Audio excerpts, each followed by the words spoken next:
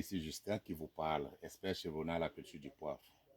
Je suis toujours dans la plantation de Njombe Penja.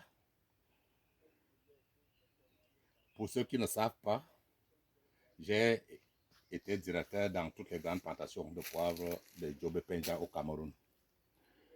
Et j'ai implanté beaucoup de plantations à Ndignumeki, à Sangmelima, à Wai, à Korolinga, jusqu'au Bénin. Même comme il y a les gens qui viennent faire le verbiage dans YouTube qui ont aidé le Bénin à cultiver le poivre. Voici l'homme qui a aidé le Bénin à cultiver le poivre, M. Fouda. 33 années d'expérience professionnelle. Vous allez dans YouTube, vous allez constater que depuis 2005, j'envoie les vidéos là-bas pour sensibiliser les Africains que le poivre, c'est une bonne culture.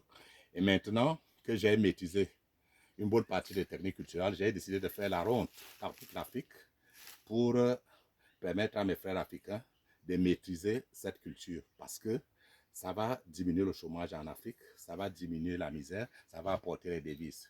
Tout le monde sait que une tonne de poivre qui vient de l'Afrique coûte 50 à 60 millions de francs CFA en Europe et qu'en Afrique même, ça coûte entre 5 millions et 20 millions. On ira encore chercher quoi dans d'autres cultures. C'est vrai qu'il faut continuer à cultiver les autres cultures, mais mettons un accent sur le poivre. Avec le poivre, vous-même, vous fixez votre prix. Mais avec d'autres cultures, vous finissez de travailler. Après, on vient vous fixer un prix minable qui ne vous permet même pas de couvrir les charges. Moi, je vous conseille de faire le poivre.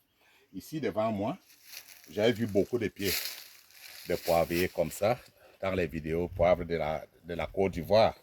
C'est pour cette raison que je demande à ces gens de venir sur la formation, parce que quand ils vont sur la formation, le pied-ci, il sera corrigé pour qu'ils bénéficient des branches de production dès la base.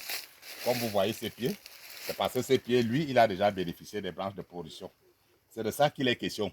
Donc, tout ce que vous aviez en Côte d'Ivoire, comme ça, là, vous aviez une cuillère de pieds de poivrier, comme ça, des milliers, qui ne vous donneront pas grand-chose. Ils n'auront pas de branches de production. C'est cette technique qui est capitale déjà pour ceux qui ont déjà les plantations de poivre.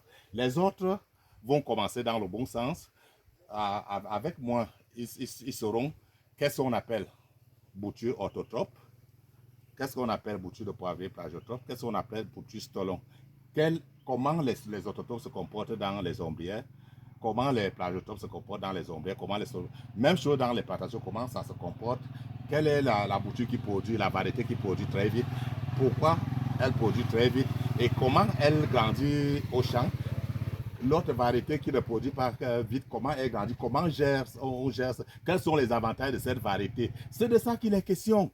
Qu'on cesse de vous tromper là-bas que quand vous cultivez dans le poivre, vous connaissez. Non, si vous connaissez, pourquoi on n'y a pas encore de la production? Donc, si vous connaissez même, vous seul, vous ne pouvez pas faire décoller la culture de poivre en Côte d'Ivoire. Il faudrait bien que beaucoup de gens se forment de manière que si on a 1 million de planteurs et si chacun a seulement 10 kilos, on se retrouve avec 10 000 tonnes. Si chacun a seulement 10 kilos par an. Or, si chacun, il y a les gens qui vont avoir 1 tonne, d'autres 2 tonnes, d'autres 500 kilos. Ça veut dire que la Côte d'Ivoire peut facilement devenir premier producteur de poivre en Afrique et dans le monde. Étant donné que s'il y a beaucoup qui sont formés et qui créent des plantations, et pour qu'on en arrive de là, il faudrait que l'État, nos États nous aident. Il faut que l'État aide ces gens à être formés, à avoir de bons plans et à être suivis. Donc, il faut un accompagnement qu'ils cherchent à ce que de temps en temps, je viens les accompagner ou bien s'ils peuvent trouver un autre expert ailleurs, mais je continue à vous dire que même dans les livres d'agriculture, on en trouve très moins les techniques culturelles dans ces livres-là. Hein. Moi, j'ai bénéficié de cette expérience professionnelle de 33 ans et de l'expert, l'un des plus grands experts du monde, M. Scott, qui est mort, un Anglais.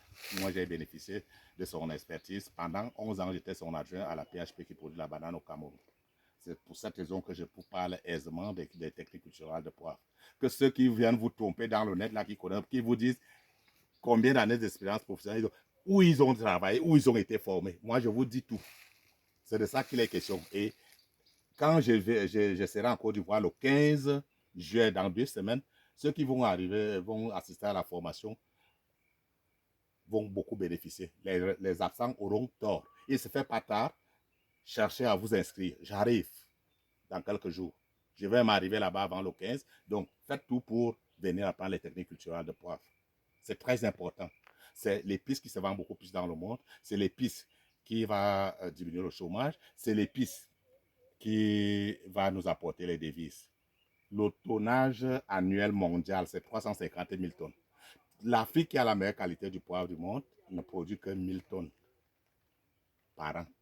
Ça fait 0,001% que l'Afrique produit par rapport à la production mondiale annuelle. C'est vraiment aberrant. Mes frères, on a des bons sols, on a du bon climat. On sera toujours meilleur en qualité, mais on est dernier, largement dernier en quantité.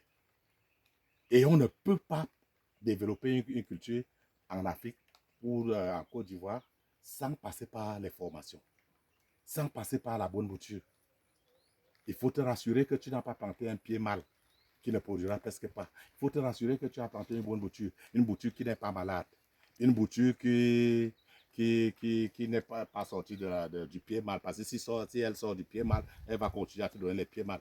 Une bouture qui ne va pas infecter les autres plants au champ. Il faudrait même qu'on vous sache qu'on vous dise comment on gère les maladies, comment on peut anticiper l'arrivée des maladies, comment on peut gérer. Et il faudrait qu'on vous montre le stade de la maladie, surtout la phytophthora, c'est la plus mauvaise maladie sur le poivrier. Le stade où on peut tenter de sauver le poivrier et le stade qu'on doit enlever complètement de la plantation, aller jeter loin. Il devient à ce moment-là comme coronavirus. C'est de ça qu'il est question. Est-ce que vous savez cela? Non. Soyez humble, qu'on ne vous trompe pas. Et ceux qui gèrent les organismes étatiques, qu'ils aident